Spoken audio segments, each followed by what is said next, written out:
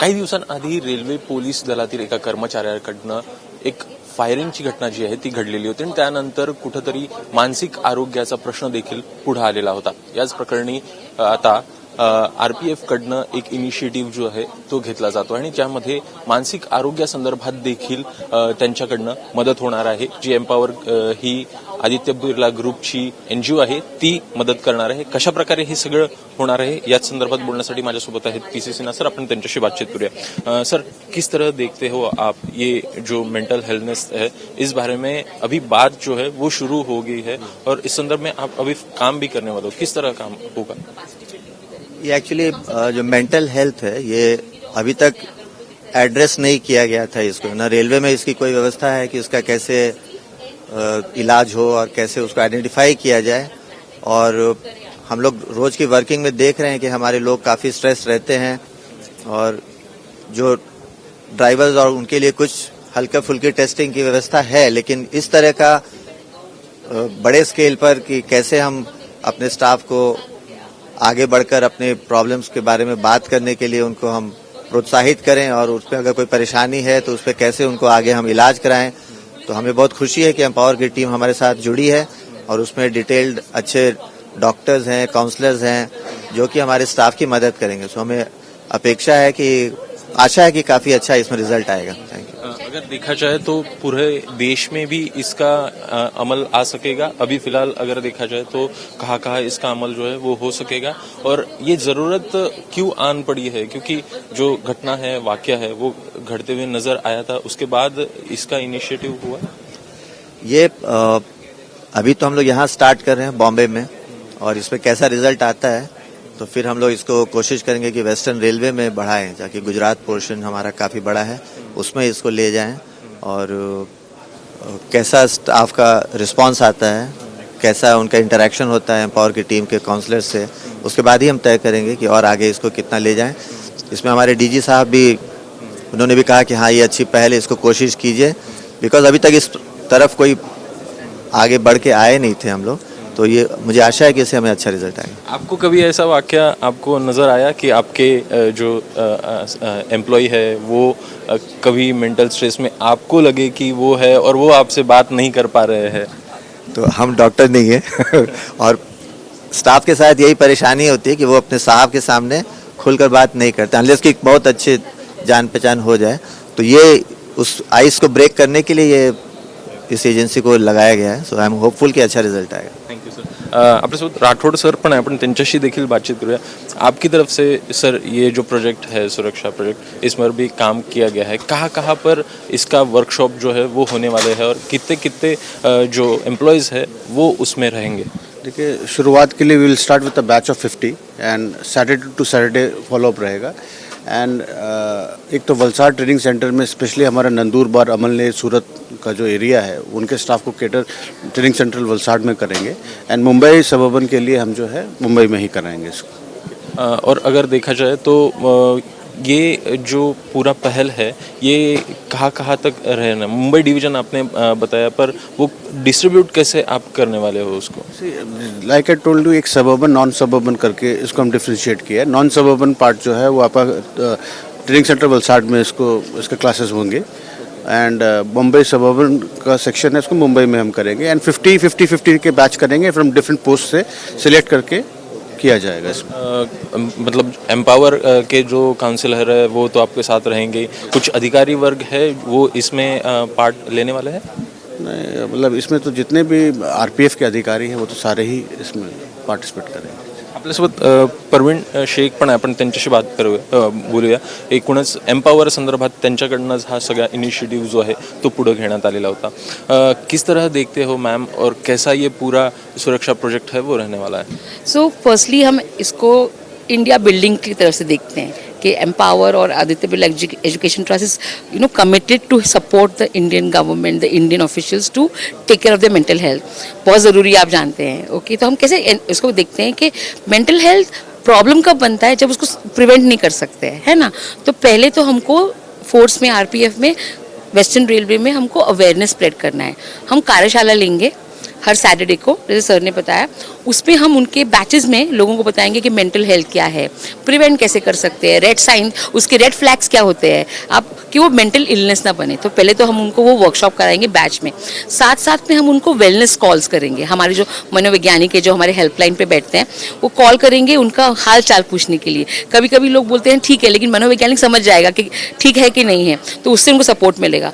उनसे हम उनको number share करेंगे जो हमारा हेल्पलाइन कॉल है, तो वो कॉल भी कर सकते हैं हमको, अगर वो इनकमिंग कॉल भी कर सकते हैं, तो वो कॉल से उनको 1-to-1 सपोर्ट मिल जाएगा। और मैं ये बात स्ट्रेस करना चाहती हूँ कि वो कॉन्फिडेंशियल कॉल होगा, whatever they say will not be shared with anybody else। उसके अलावा हम स्क्रीनिंग करेंगे। कभी मेंटल हेल्थ दिखता नहीं है, जैसे बुखार सर्दी दिखती है, तो कभी कभी हम छुपाते हैं चीज़ों को, तो स्क्रीनिंग से हेल्प होगा कि ये पता चलेगा कि वो रिस्क पे हैं कि नहीं है। अगर वो रिस्क पे हैं तो we can give them more counselling, right. तो वो स्क्रीनिंग कराएंगे। और जैसे सर ने बोला, इवन ऑफिशियल्स का कैपेसिटी बिल्डिंग करना ज़रूरी है, हम सब जगह पे नहीं रह सकते हैं। तो जैसे कभी कोई अगर वो उनका ट्रेनिंग करे और उनके स्टाफ में कोई रेड फ्लैग दिखे कि ये बंदा परेशान है, तो they can support, basic support दे सकते हैं। तो ये end to end, right, awareness से लेके इंटरवेंशन तक ये पूरा सर्कल एम्पावर चाहता है कि वो आरपीएफ के साथ वो कंप्लीट करे।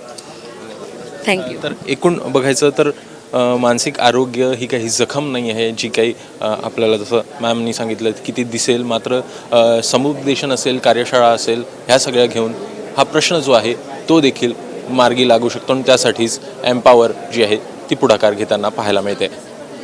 कॅमेरामॅन अजित शिवतरकरचा अभिषेक फाळ, ABP माझा, मुंबई। माझ्यासोबत एम्पावरचे डॉक्टर अंबरीश धर्माधिकारी आहेत जे स्वतः समुपदेशक आहेत। आपण त्यांच्याशी बातचीत करूया। सर, मागील काही दिवसांमध्ये मानसिक आरोग्यासंदर्भातल्या घटना ज्या आहेत त्या वारंवार घडताना पाहायला मिळत आहेत। सर्वसामान्यांनी याकडे कसं टॅकल करावं? मानसिक आरोग्य हे नेहमीच महत्त्वाचं असतं आणि आपण पाहतोय की आधीपासून याच्या घटना घडत राहतात, पण आत्ता कोविडनंतर आपल्याला याची जाणीव वाढली आहे, लोक याच्याबद्दल बोलायला लागले आणि ह्याच्याबद्दलचा अवेअरनेस वाढला आहे आणि लोक याच्याकडे पाहायला लागले की आता हा एक स्टिग्मा नाही राहिला आणि लोक त्याच्याबद्दल मदत करतात।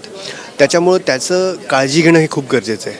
तर हा त्रास म्हणजे आरोग्याची आपण जर काळजी घेतली तर आपल्याला त्रास होत नाही आणि त्रास झाला नाही तर आजार होत नाही। तर तसंच मानसिक आरोग्यामध्ये तुम्ही स्ट्रेस मॅनेजमेंट करणं, छोट्या छोट्या गोष्टी मनात न ठेवता कोणाशी तरी बोलणं, जेव्हा पण तुम्हाला त्रास वाटायला लागेल लवकरात लवकर कुठल्या मानसिक आरोग्य तज्ज्ञाकडं जाणं आणि त्याच्याकडनं मदत मागणं, या छोट्या छोट्या गोष्टी असतात। एक आपण सोशल सपोर्ट असं म्हणतो की आपला कौटुंबिक असेल किंवा आजूबाजूच्या असणाऱ्या सोसायटी असतील किंवा आजूबाजूचे लोक असतील यांचा सपोर्ट राहणं, हे घेणं सपोर्टसुद्धा हे खूप इम्पॉर्टंट असतं। की अनेकदा आपल्या मनामध्ये काही ना काहीतरी इश्यूज असतात, मनात काहीतरी भावना असतात, पण आपण सपोर्ट घ्यायला लाजतो। तर ती लाज न ठेवता आपण मनमोकळेपणे बोललं पाहिजे, तेव्हा हे सगळं कमी होऊ शकतं। आधी तुम्ही मुंबई पोलीस असेल किंवा मग CISF असेल यांच्यासाठी देखील काम केलं, आता RPFसाठी देखील तुम्ही काम करताना पाहायला मिळणार आहात। कशा प्रकारे RPFच्या ह्या कर्मचाऱ्यांची मदत जी आहे ती तुमच्याकडनं होईल?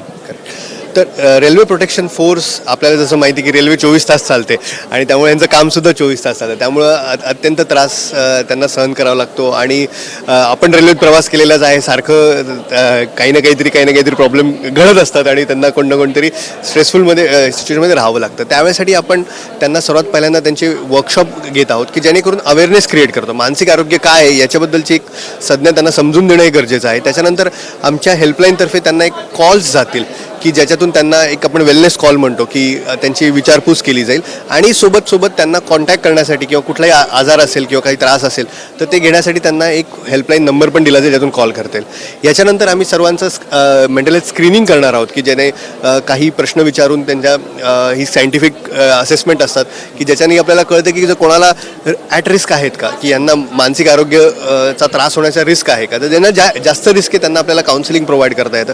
तर तसे आम्ही सेल एस्टॅब्लिश करणार आहोत की जिथं रेग्युलर त्यांना एक सायकोलॉजिस्ट अवेलेबल असेल आणि ह्याच्या पलीकडे जर कोणाला काही गरज असेल तर आमचे सायकॅट्रिस्टसुद्धा अवेलेबल आहेत जे त्यांना हे करणार आहे। आणि सर्वात शेवटचं म्हणजे की आम्ही सर्व रेल्वे प्रोटेक्शनच्या लिडरशिप किंवा त्यांचे लीडर्स यांच्यासोबत कॅपॅसिटी बिल्डिंग करणार आहे की त्यांनीसुद्धा हे शिकून घ्यावं आणि त्यांच्या टीममध्ये जर कोणाला काही त्रास असेल तर त्यांना एनकरेज करता यावं आणि फर्स्ट एड त्यांना देता यावं।